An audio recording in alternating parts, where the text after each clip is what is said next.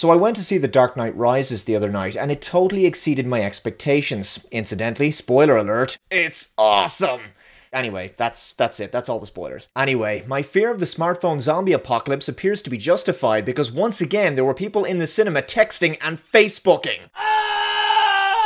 This is both aggravating and highly disturbing to me. It's obviously aggravating because the glare off their smartphone display is hugely distracting in a darkened cinema. You can always see it at the corner of your eye. Seriously, this is really antisocial. You're not at home now, people. It's so rude. It's no different to smoking in public. Secondly, it's highly disturbing to me because it's obvious we have a major problem in our society. As I've said in 2 previous videos about Facebook and smartphone addiction, it's becoming apparent that people are dependent on their smartphone devices. It seems that the average addicted teen 20-something regular texter, tweeter, or Facebooker is unable to go 30 minutes without feeling anxious and needing to contact the outside world by posting on their page or finding out what their friends are doing. Hey, you in the 6th row, you're supposed to be watching the movie! Stop telling everybody on Facebook that you're watching the movie. That's not watching the movie. You have the attention span of a fruit fly, or more accurately, Little Dave.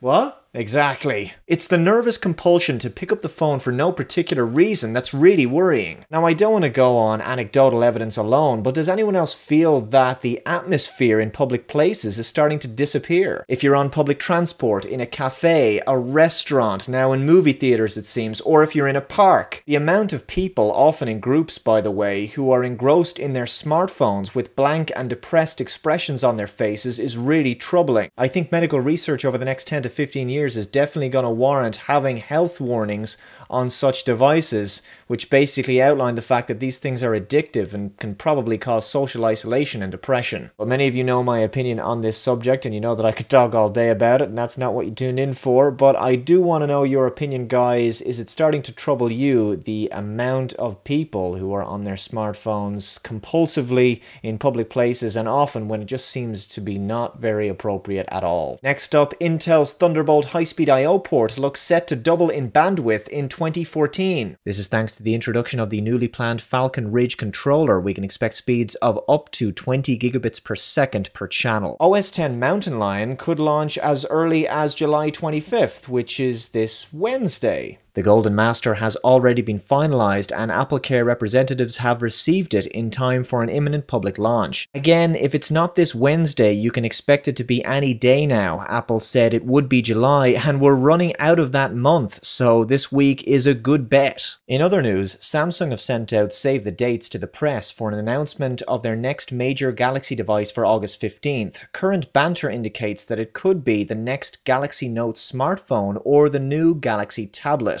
To be honest, when it comes to Samsung devices, I've forgotten which ones are supposed to be banned and which ones aren't. Anyway, the strongest rumors indicate that it's probably going to be the new Galaxy Note. And finally, the results of my most recent tech survey are in. I asked you, how often do you back up your hard drive? The results were alarming. People simply don't back up enough, with only 13% of people backing up several times per day, 4% backing up once per day, and 13% backing up once per week. 21% back up once every few months, but the highest percentage was 33% of you who said you never back up your hard drive. Fail to plan, plan to fail. That's it for now, guys. Looking forward to your comments. As always, be sure to hit that like button and share this video on Twitter and Facebook, and I will see you next time. Bye-bye.